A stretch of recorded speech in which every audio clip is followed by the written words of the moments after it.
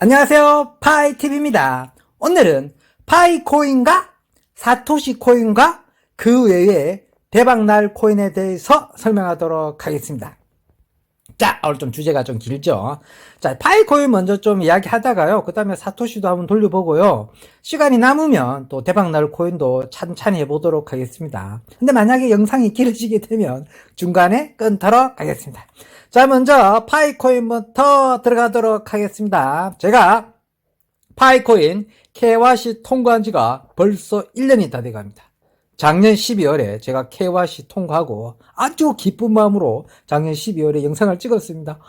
너무 기뻐갖고 정말 저도 KYC 됐어요. 저도 KYC 됐어요. 이렇게 했는데 그 다음에 어쨌든 그래서 저 KYC 통과됐습니다. 작년 12월에. 그래서 파이 브라우저에 들어가 보도록 하겠습니다. 자, 실시간입니다. 들어가 보도록 하겠습니다.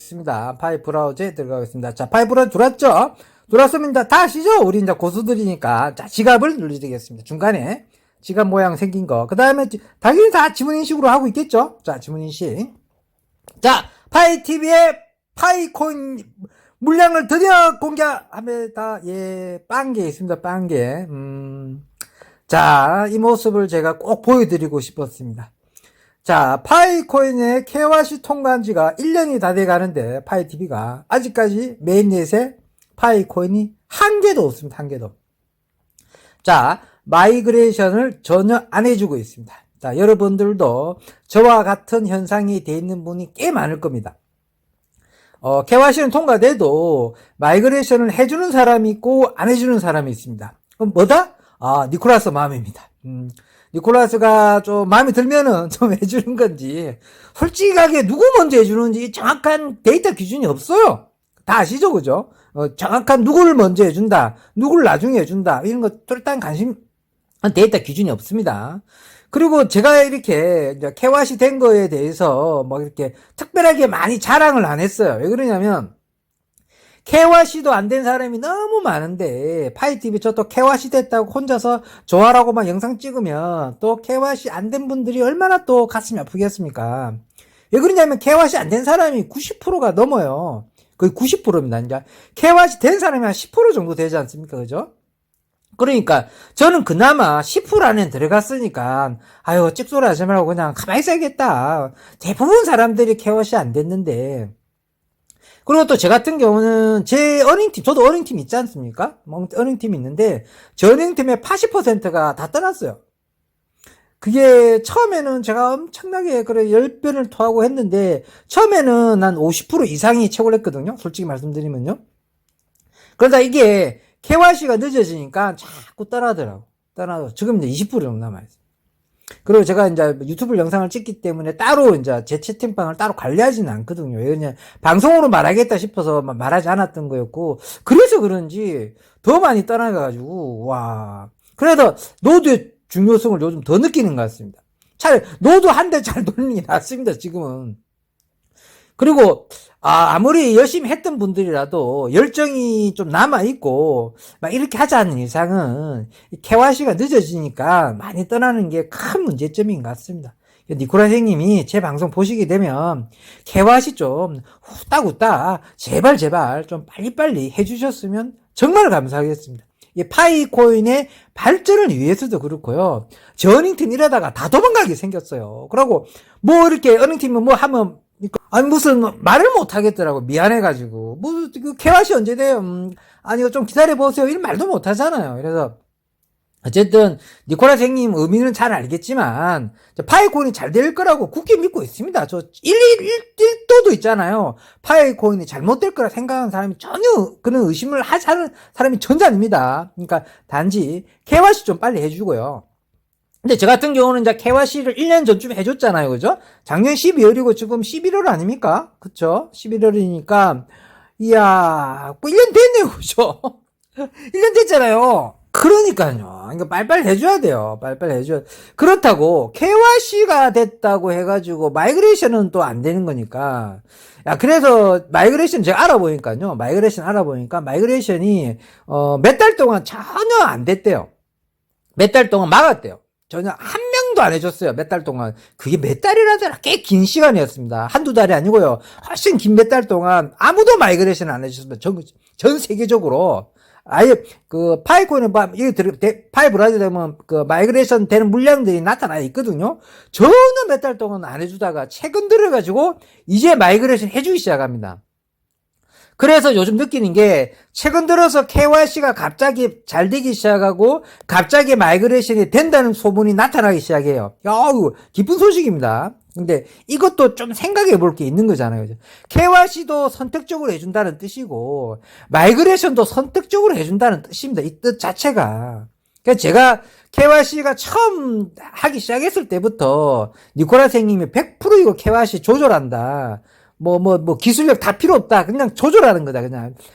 진짜 물량 조절이다. 이거 더 이상 아도 아니고 어도 아니다. 근데 이 문제에 대해서 유튜브님들께서 많이 떠들어서 좀 발전적으로 이야기해 주기를 바랬는데 이게 좀 안 좋은 거니까 아무도 말씀을 안 해주시잖아요. 그러니까 저 혼자 많이 떠들었지만 반응이 별로 안 좋아요. 그러니까 파이코라는 애가 왜 자꾸 파이코를 뭐라는 이러더라. 그러니까 뭐라는 게 아니고 좀 KYC 좀 빨리빨리 해달라는 건데 이게 지금 생각해 보면 파이코는 재단에서 의도적으로 이렇게 늦게 하는 거라서 받아들여야 돼요. 그냥 의도적으로 늦게 하는 겁니다. 그냥.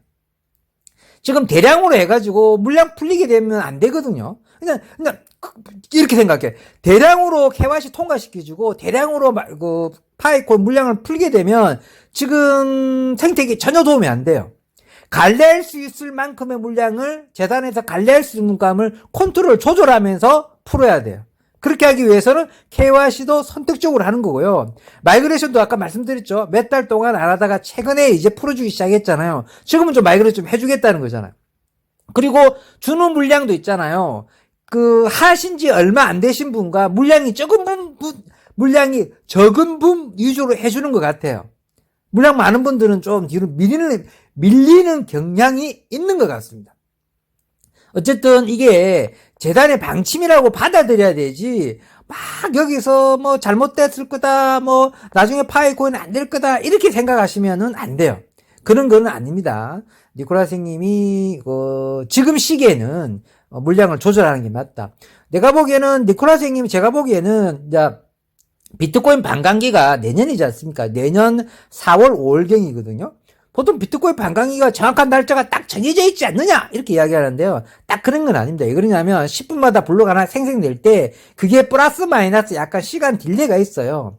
그렇기 때문에 블록 딜레이가 있기 때문에 그게 전체적으로 밀렸을 때 1년, 2년, 4년마다 반감기잖아요. 그래서 그 시간 딜레이가 10분마다 있는 시간 딜레이가 4년까지 모아지다 보니까 마지막 달수에서 한두 달 차이가 나는 겁니다. 그래서 반감기가 4월이다, 5월이다, 6월이다 이렇게 말이 유튜브 찍는 사람마다 다 다른 겁니다. 그래서 실제적으로 정확하게 지금 다 못 맞춥니다. 정확한 몇 분 몇 초까지 맞출 수 있는 건 아닙니다. 그러니까 반감기가 내년 4월로 알고 있으면 됩니다. 대충 4월경으로 보시면 됩니다. 4월 말경이나 5월 초로 넘어갈 경에 비트코인 반감기가 놓을 거라고 저희들은 예상하고 있는데요. 그러면 또 비트코인 반감기 왜 이야기하느냐 하면 비트코인 반감기 때 플러스 비트코인 반감기 놓죠. 그 다음에 비트코인 현물 ETF도 그때쯤 놓아요. 그 전에 놓을 수도 있고요. 그 다음에 또 그 다음에 이 두 가지만 해도 큰 호재입니다. 비트코인 현물 ETF, 그 다음에 맞다. 이도도 현물 ETF가 통과돼 그때쯤 되겠죠. 반감기랑, 그 다음에 비트코인 현물 ETF 통과랑, 이게 내년 봄쯤에가 굉장히 분위기가 좋을 때예요. 우리 또 있죠? 내년 봄에 3월 14일 날, 우리가 5주년 되는 날 아닙니까? 5주년 되는 날 맞죠? 파이코인이 탄생한 지 5주년 되는 날 내년이지 않습니까? 그러니까 그 정도 됐을 때 이제 대량으로 KYC 좀 풀고 마이그레이션도 좀 대량으로 풀고 그렇게 해가지고 3월 14일이나 3월 14일 플러스 3월 14일 하면 6월 28일이잖아요. 6월 28일 날이나 둘 중에 한 날을 정해가지고 좀 이렇게 깜짝 이벤트 식으로 해가지고 조금 해주셔야 되지 않느냐. 그럼 먼저 선행돼야 될 게 KYC 속도가 급속적으로 갑자기 빨라지기 시작해야 돼요. 지금부터라도.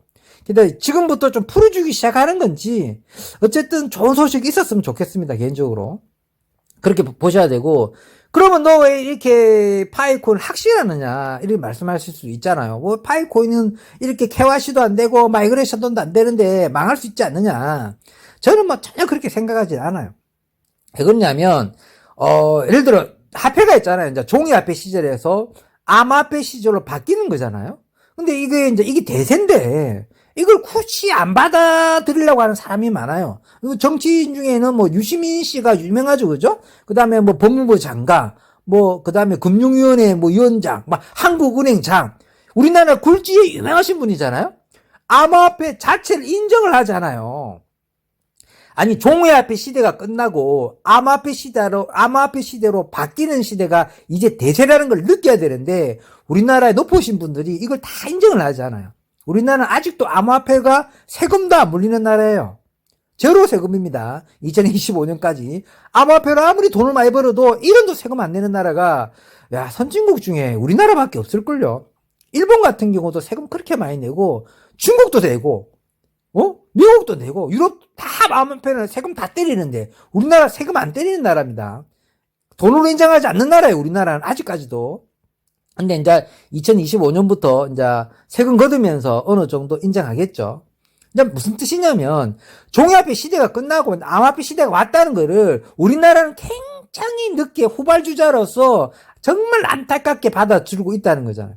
좀 불쌍합니다. 나라 위의 사람들이 내가 보기에는. 보세요. 아이폰 같은 것도 있잖아요. 핸드폰 같은 경우. 그 있잖아요. 뭡니까? 그 있잖아요. 그 핸드폰 처음 들고 놓은 친구 있잖아요. 그 청바지 입고 좀 돌아가셨는데 애플 만든 그 친구. 갑자기 이름을 까먹었는데. 이름 까먹었다 치고요. 그 친구 핸드폰 아이폰 처음 출시했을 때 삼성은 대세가 이거네 하고 삼성은 바로 따라갑니다. 그래서 삼성 갤럭시가 나오고 지금의 삼성 갤럭시 뭐 이렇게 아이폰이 나오는 이후로 우리 갤럭시 시리즈가 나왔잖아요. 그전엔 다 삼성 폴드였고요. 삼성이 아이폰이 딱 나오자마자 세대가 바뀌네. 핸드폰 시대가 바뀌었다. 이제 스마트폰 시대야. 해갖고 삼성은 바로 따라갔습니다. 근데 세계 1등 핸드폰 회사가 어디였죠? 그 당시에 노키아였습니다. 노키아.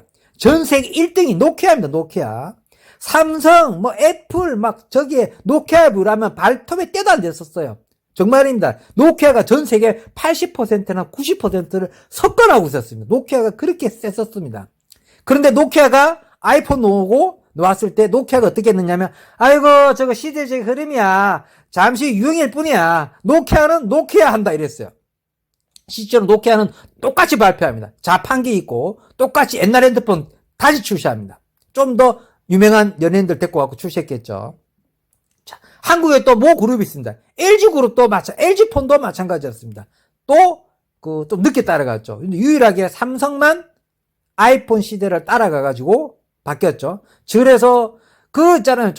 그래서, 먼저 하지 못했으면, 눈치라도 빨라야 될 거 아니에요. 삼성은 아이폰 나왔을 때 눈치 빨라도 대세를 따라갔다는 거죠. 삼성이. 지금 삼성이 대세 안 따라가 보세요. 어떻게 됐을까 빤합니다. 반도체 하나 갖고 먹고 살기 힘들어요. 핸드폰 석권한 게 얼마나 큰 건데. 그다음 종이화폐 시대 끝났다니까요. 이제 암호화폐 시대 넘어온다니까요. 아직도 이게 비트코인이 사기다, 파이코인이 사기다, 저기 폭탄 돌리기다. 이러고 있으면 안 돼요. 나라가 일하고 있는데, 나라 위에 사람들이 조금 정신을 차려가지고 암호화폐 시대로 온다는 걸 좀 깨우쳐야 돼요. 그나마 우리나라는 좀 카카오가 좀 깨우치는 것 같았어요. 카카오가 그래 카카오가 좀 머리는 좋네. 나는 이 생각했어요. 카카오가 좀 머리 좋고 할 거라 생각했거든요.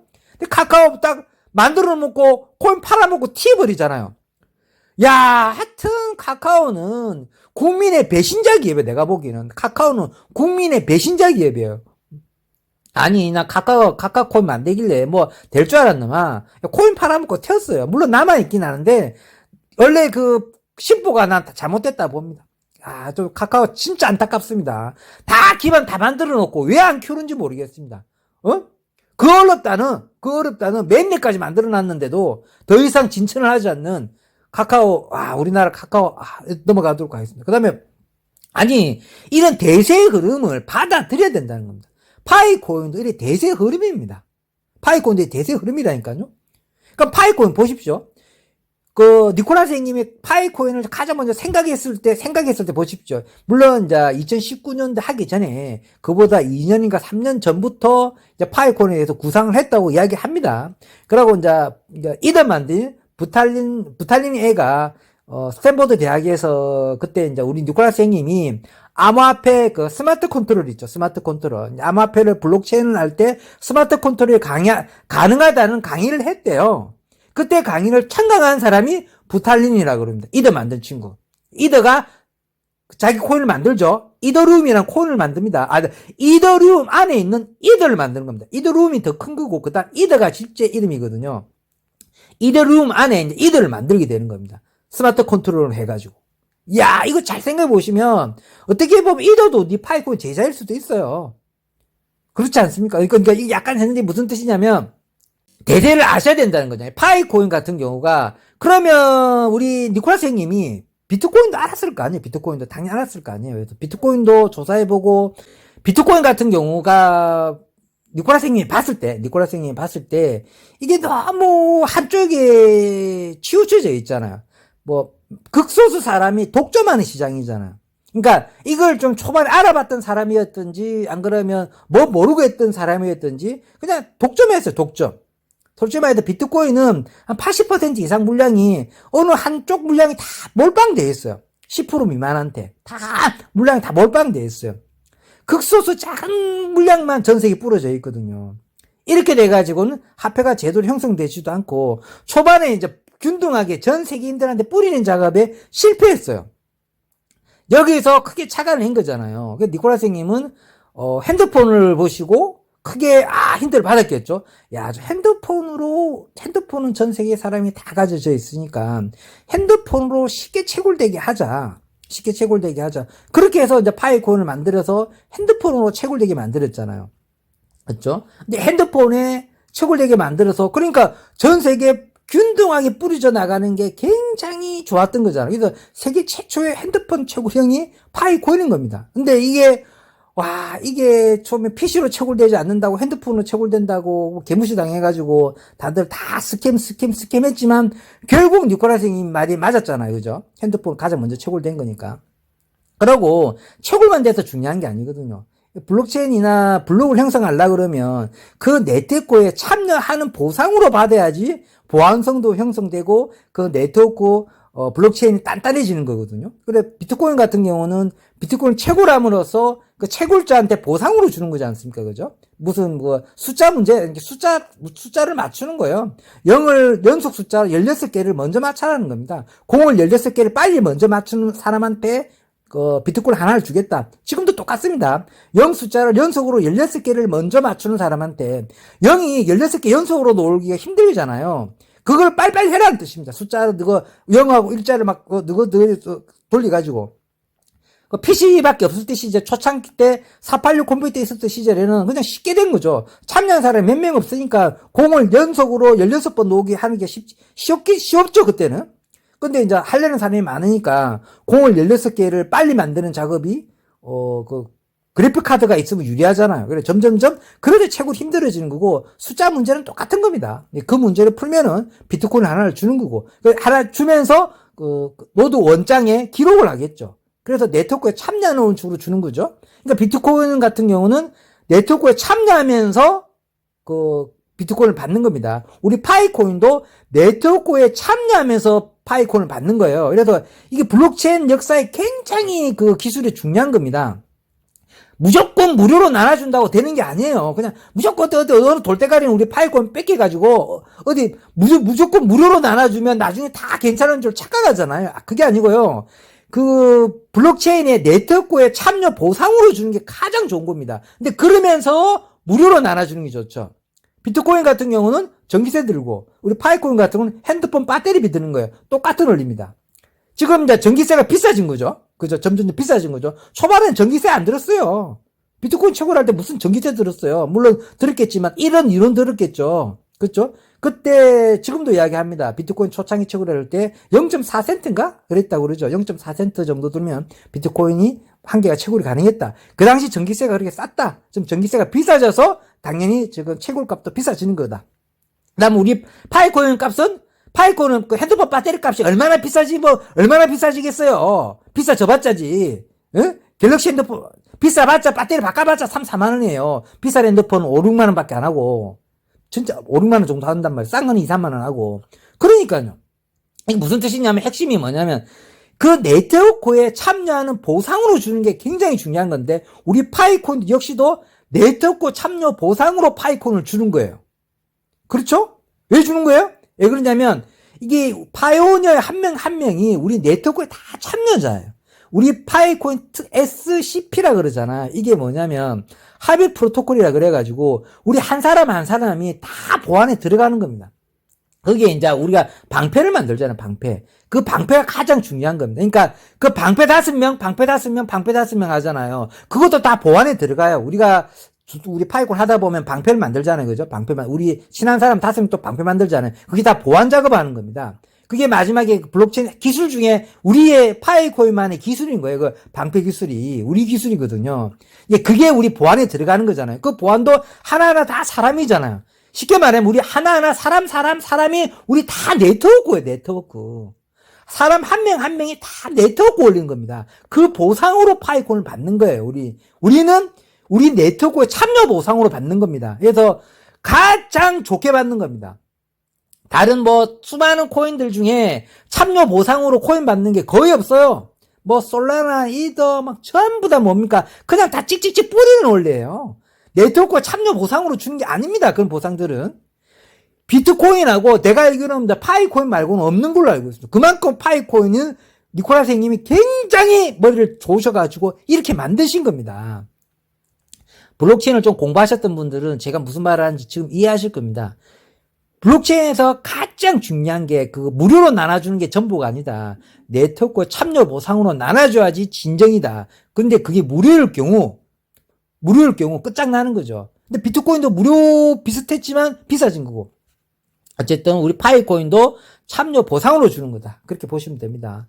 갑자기 말이 좀 샜는데, 결론은 무슨 뜻이냐면, 우리 파이콘 유저들이 많이 빠져나가지 않습니까? 많이 빠져나가고 있지만은, 너무 빠져나가지 마시라는 거잖아요. KYC가 늦어지고, 마이그레이션이 좀 늦어지더라도, 5번에 좀 금방 될 것 같다. 5번에 조금 분위기가 좋다. 갑자기 마이그레이션 많이 해주고 있다. 그러나 파이콘이 좀 공헌한 게 좀 있고, 너도 우리나라에서 좀 제일 빨리 한 사람이라서 너도 하기 많이 도와줬잖아요. 그러니까, 나도 좀 마이그레이션 좀 해주면 안 돼요.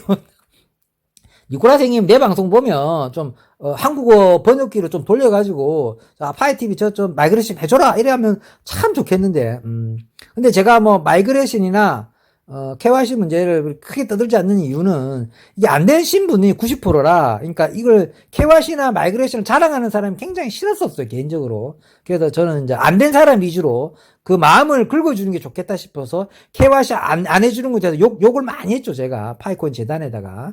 그래서 어떤 분이 니콜라도 욕 좀 그만해라 이래가지고, 아이고, 그 말 듣고부터 내가 절대 이야기하지 않았는데, 오늘은 제가 최근 들어서 마이그레이션이 다시 풀리기 시작한다는 소문을 듣고, 저도 검증자 작업을 하고 있거든요. 근데 갑자기 KYC가 해주는 물량이 떴어요. 그래서, KYC랑 마이그레이션을 이제 해줄란가 보다. 이왕 해주려면 내년 3월 14일 전에 좀 많이 돼가지고, 우리 떠나갔던 나의 동료들이, 우리 식구들이 다 돌아와가지고, 같이 열심히 채굴 했으면 좋겠습니다. 80%가 도망갔어요. 우리 집 나간 우리 팬들 좀 돌아와가지고, 다시 열심히 채굴 하셨으면 좋겠습니다. 그리고 요점 정리하고 마무리하도록 하겠습니다. 자, 파이코인을 아직까지 포기할 단계는 아니다. KYC랑 마이그레이션도 이제 점차적으로 이루어질 것으로 보여진다. KYC나 마이그레이션 문제는 이거 파이코인 재단에 의도적으로 이렇게 하는 거니까 우리가 받아들여야 된다. 그냥 기술적 문제가 아니고 의도적으로 늦게 하는 거다. 물량 조절하고 있다.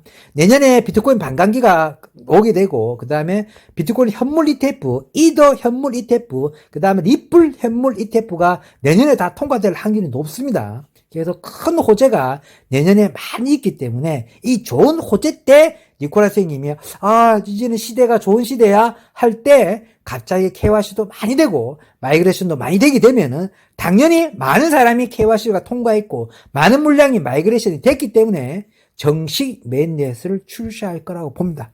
그렇게 되면 거기서 생태계 자극까지 더 좋게 붐이 일어나게 돼서 저희들이 원하는 한 개당 10만 원이 바로 가지 않더라도 실망하지 마시고 결국 파이콘은 개당 10만 원이 저는 갈 거라고 보고 있습니다.